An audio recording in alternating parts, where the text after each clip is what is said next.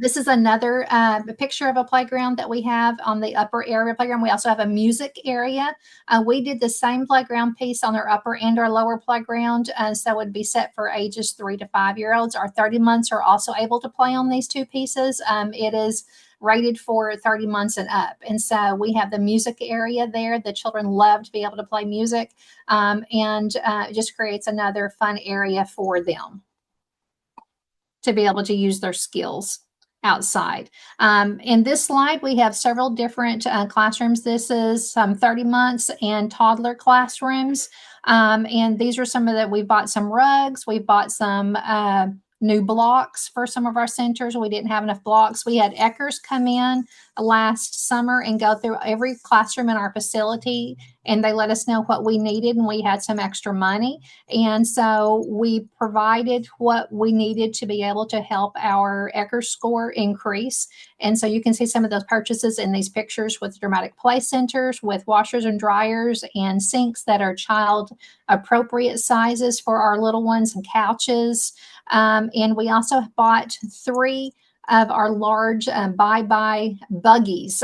We have 2 yellow ones and a red one. The children love those. That way we can space the kids out. So if you have a child that needs to sit by themselves, if they sometimes, you may have a child that may get a little too friendly with another child, pinching or hitting or different things like that, or just having a day they need to have some time away from the others, that we can put one per seat, and they have space to be able to do that. So you all know when you work with children, sometimes you have to space them out. So we have 3 buggies and we can space all the children out. So that makes it great.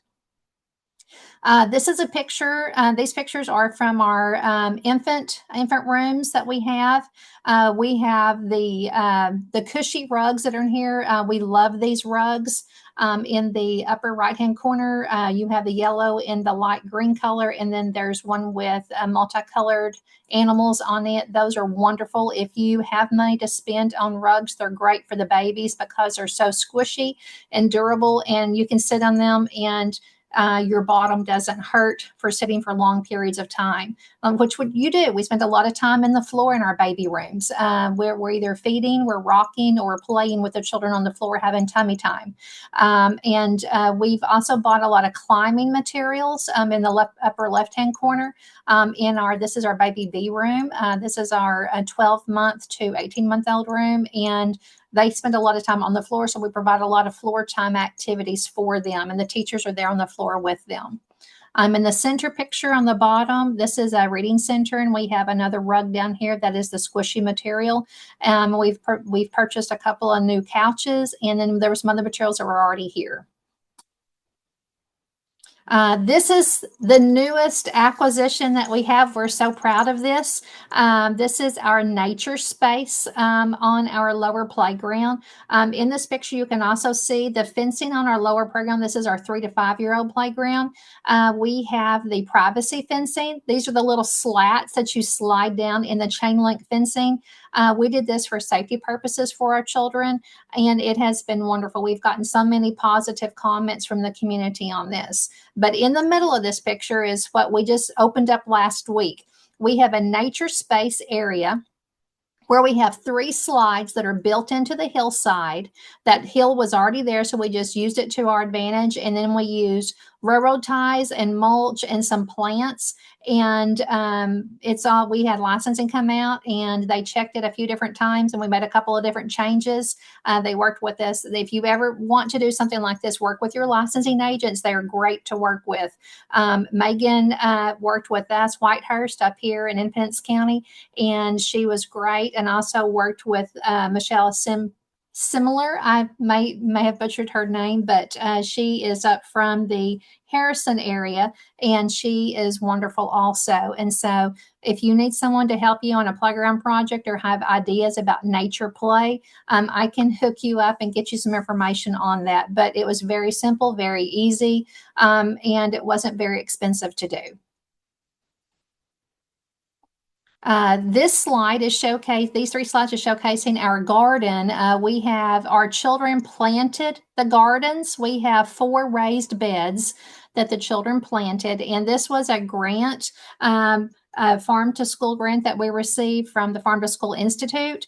And we have squash and zucchini and tomatoes and watermelon radishes, green beans, we have peas, we have all different types of herbs in this garden. And we have sent home several hundred pounds of vegetables to our families. And so the children have taste tested all of these in their classrooms and have gotten to take them home. And this next slide right here shows we've been doing some recipes on our Facebook page. And so I will take things home with me, and then whatever no one else wants, I'll take home.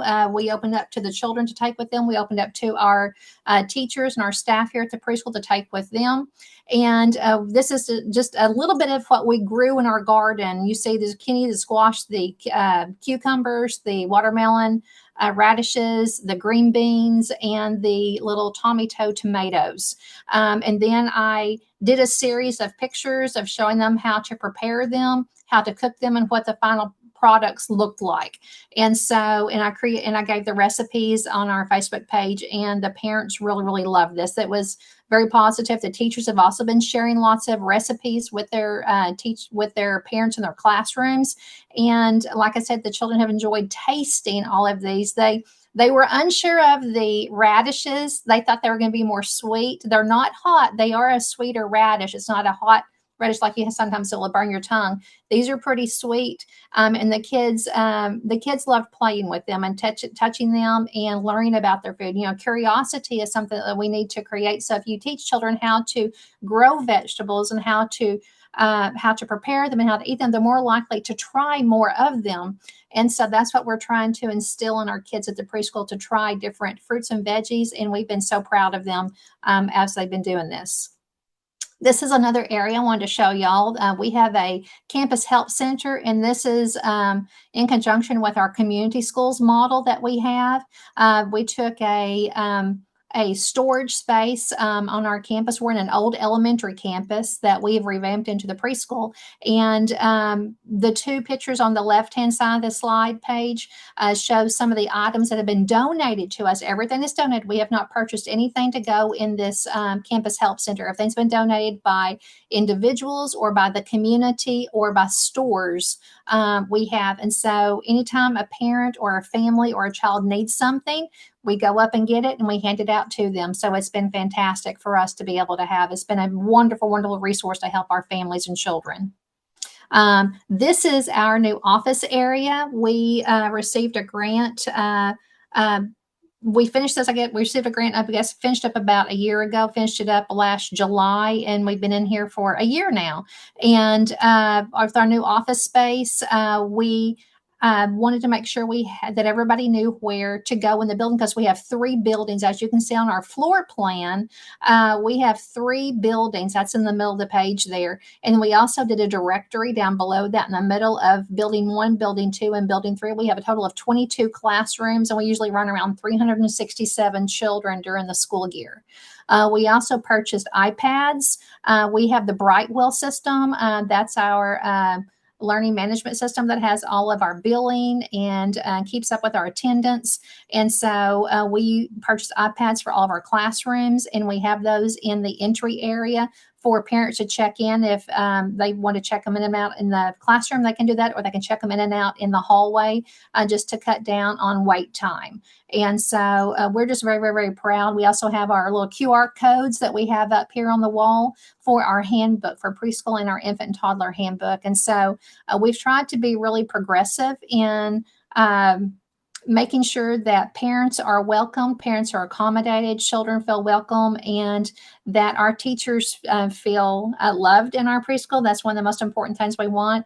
And we also are very, very happy the way with a lot of things have turned out. And so I'm going to stop sharing my screen. Does anybody have any questions about anything I've shared today? We're just so happy to have funds from the state and to have a state that provides us with materials that we need in our classrooms, and we couldn't do it without them. It's just very appreciative. Thank you, Tanya. Thanks, Mindy. As always, what an awesome program. And all those pictures are just fantastic. I love the garden. I especially love the recipes and sharing that you're doing with your garden. I think that's really incredible to pass on to children. But so many children never even know where food comes from. And that's just a great way to extend it. And we have a great state to do that in. I love the nature play area that you created. I'm a big like we could do playgrounds so differently. So just thank you so much for being willing to share and the beautiful job that you're doing and have continued to do and all the roles that you've played in early childhood. So we appreciate you. Um, and so anybody who wants to reach out to Mindy, just, send a little note through the chat. She's at Batesville Preschool in Batesville, Arkansas. And I know she would love to share more with you if you have questions or want to talk to her about what she's done with some of the ARPA funding that we had. And we can move on to our next speaker. And Dawn's going to talk about one of the requirements in the LEARNS Act. And we've been talking about this, but we want to keep just making sure that everybody is aware and just progress that we're making. So, Dawn.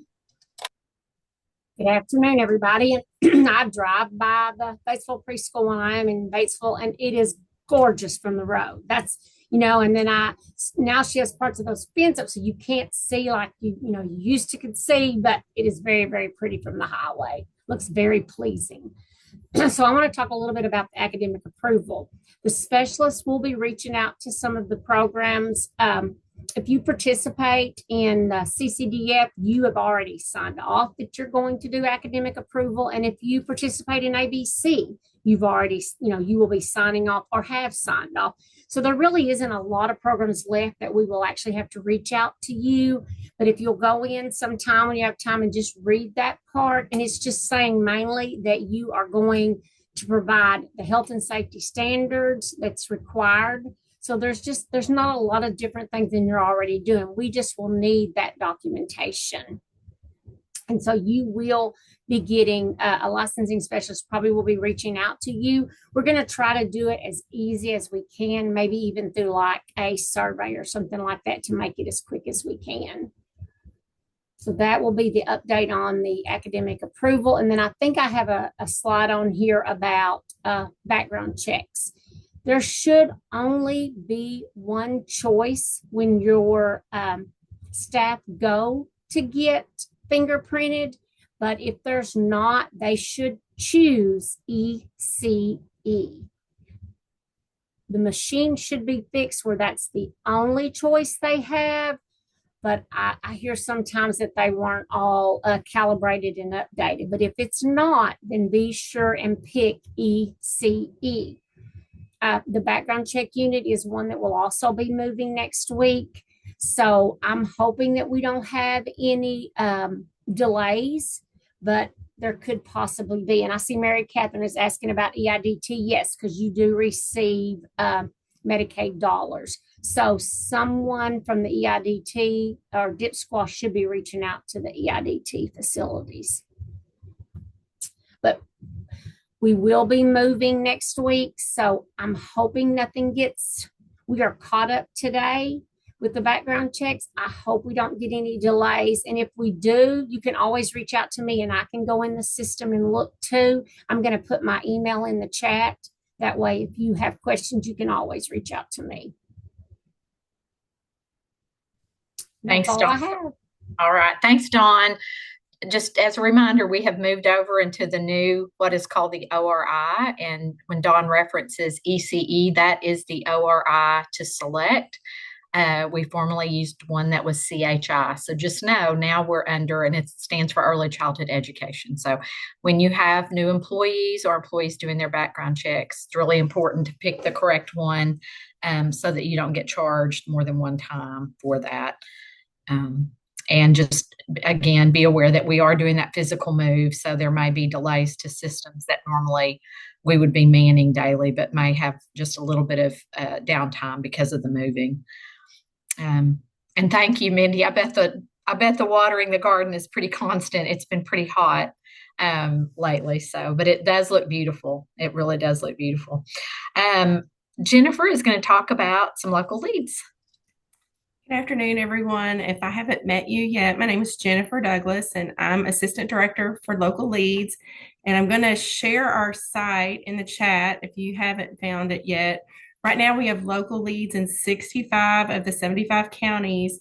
And I mainly just wanted to share that cohort 2 just started, and a lot of their local league captains are just starting in July. So the coming months, they will be reaching out to you just to get to know you and find ways that we can better support your program in that area, and then getting input in ways that we can improve early childhood education and work together to make sure we have all of our students kindergarten ready. And so that link I dropped in the chat is the state website, and it lists all of the local leads and the counties they serve. It includes their contact information and mine. And so we just hope that you can connect with them in one way or the other so that we can hear your voice as we move forward with local leads. So if you have any questions, feel free to let me know at any time. Thanks. Thanks, Jennifer. And I do see a few local leads on, so thank you all for hopping on and being on the call. If you're an early care and education provider out there and have not made connection with regard to your local lead, be sure and look at the information that Jennifer's dropped in the chat and make the connection. I think they're going to play a critical role and really incredible role as we move forward with work in the early childhood space. So you definitely want to be a partner with them in that work.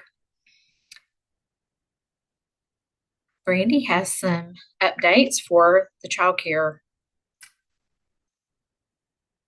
Good afternoon, everyone. We just wanted to go through and share a few updates with you for the CCDF program that went into effect July 1st. Our hope is that all of the updates will support our efforts to increase access to high quality childcare, and we feel like you'll be pretty excited about a lot of them. Next slide. All right, so the first one is going to be a change in work hour requirements for families. So our work hours, as you all know, were 30 hours per week for families. Effective July 1st, we have dropped that work hour requirement to 20 hours per week. Okay. And if you have any questions, feel free to go ahead and put those in the chat. Our team members are there and they will be answering your questions as we go through here today. The next change that we want to talk about is the SMI chart. Now, this is the income eligibility chart we use to determine a family's eligibility for the CCDF program. Those income limits, for one, have been increased. For number two, we've also increased the limit of where we assess a copay. So as you know, if a family was at a certain income level, that family may receive a copay to your center. We have increased that from 40% of the state median income to 75% of the state median income. So this is going to allow a lot more families to be eligible for your program because those income limits have been increased, and they're going to be eligible with no copay. The next thing that we want to talk about is the removal of the 60-month lifetime limit. I know a lot of you are probably like, yay! So that has been removed effective July 1. And I know a question that may come to your mind is, hey, what about my families that had met their 60-month lifetime limit in, say, April or May? Those families are eligible to go ahead and reapply for the program. In that reapplying, they do not need to resubmit all of the documents that are required for an initial application. The only things they will need to submit is an application just letting us know that, hey, I want to reapply for the program, and then their income information and their provider form to let us know, hey, where they want their children to attend. But as far as birth certificates, IDs, things of that nature, we already have those things. So there is no need for them to resubmit them. So again, I'll say, if you have a family that's in this situation, the only thing they need to do is submit a new application saying, hey, I would like to reapply.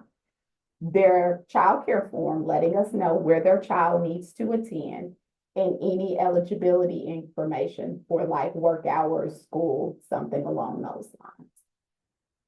And the last thing on the updates that we want to share with you is that we have created a combined application. So CCDF and ABC will now use the same application. That application is currently up on our website.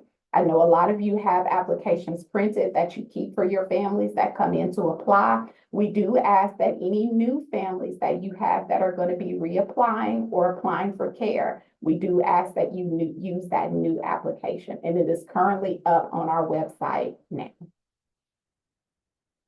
Okay. So the next thing we wanted to talk about are the requirements for your child care workers. So your team members that you have that are working in your program, we received a lot of questions, and there was some discrepancies in what made a family eligible for this assistance. So we're going to just kind of cover that and try to clear up any misunderstandings or anything that we have in that space. So the first thing we're going to talk about are the employer requirements. So as you all know, this has to be a licensed facility or a registered child care provider. You have to have an active CCDF participant agreement. And then our staff is also going to reach out to you to verify that your employee is actually employed with you. Okay, next. So the questions generally come in is about what do our employees need to do? So at least one person needs to be working at your site, and they need to be working there for at least 1 hour. In that working 1 hour, they still have to work a total of 20 hours per week. They only have to be employed with your facility. They don't have to do that entire employment with your facility, but they do have to be employed with you. Generally, we see people who are employed for the whole, it was 30 hours, but just a reminder, it is now 20 hours per week. Generally, we would see someone employed with you the whole 30 hours. They don't have to be. They can be, for instance, working for your facility for 10 hours a week and working for Walmart 10 hours a week to make that 20 hours per week work. But I just want to reiterate, they do need to be employed with you, and they have to be employed a total, wherever they are working, of 20 hours a week.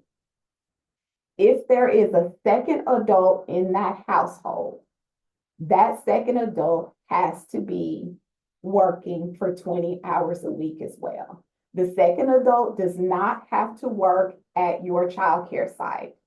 However, that person would need to be working a minimum of 20 hours per week. Okay. So additional family requirements, we do want you to know that the income guidelines are waived for this population of people. However, we are still required to verify income for the family. So yes, families still need to submit their check stubs to us. But we do also want to bring your attention to, if you have a family that declares they have in excess of $1 million in assets, that family will be denied. And as you all know, children are required to attend a approved CCDF program if they want to be eligible. So even if a family works for your site, but their child is going to go to a different facility that does not have a CCDF participant agreement, that would be denied. We'll turn it back over to you. Thanks, Brandy. I know someone asked about the voucher rate changes. I just want to point out, Teresa Cooper has put those in the chat box. Be aware that the current rates are dated July 23. Those are in place through October 1st of 2024. So the new rate, the proposed rates, will go into effect with the federal approval of the state plan, which is on a federal fiscal year, meaning it will hopefully be approved by the feds by October 1. So, the rates that we have in place today are currently the rates for child care assistance. And the proposed rates will go into effect on October 1. So just be aware. But the link that she put in has both of those. So you'll be able to see the current rates as well as the proposed rates that we've submitted in the plan. I think that's it. I think we can go back to the slide. Our next call is in August. It's hard to believe we are halfway through the year, but it is scheduled for August 6th at noon. For those who may not be aware, we have been doing a series of town hall meetings, and I've gotten to go to some pretty incredible places. In Northwest Arkansas, and I've been in South Central at Camden, and then most recently in Arkansas City. We are taking a little bit of a break as we have some other competing things in our move, but I think July 17th is our next one. And I don't have it in front of me, but we have Little Rock and then Batesville. So, and then we'll have a virtual to for anybody that can't make, hasn't been able to make any of these at this point. And we may schedule some additional things in the fall, but if you can make one of those, if someone could drop those in the chat box for me, just so folks can see where those last, the Batesville one and the Little Rock one are, in case they're in that area and are able to attend. We're looking forward to both of those. And hopefully we'll see you at one or maybe on the virtual. I think that kind of wraps us up. So I see a message from a provider about health nutrition, and I do apologize. Thank you for dropping that in, Jennifer. We do have the Batesville one on 7/17, and then the next one is, I think, July 24th, maybe. That went away, but it's in the link that Jennifer dropped in. So thank you for that. The health nutrition program, I can, I'll give you, I'm going to put in the chat box the person to contact. That is no longer in the division, the Office of Early Childhood. It's under a different person at the Department of Ed, but I'm going to put Pam Burton's contact information in for you so that you will have that. But she is the best person to contact and can assist with any child nutrition, either summer or child and adult care food, depending on which program you're trying to access.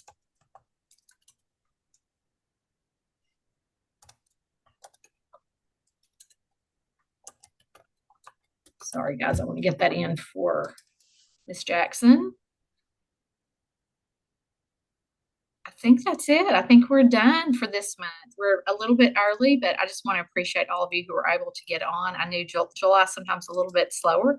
Lots of people hopefully are taking breaks, but we appreciate you and everything you're doing and look forward to an exciting new school year coming up in August. So everyone stay safe and stay cool, and we'll see you in August. Thanks.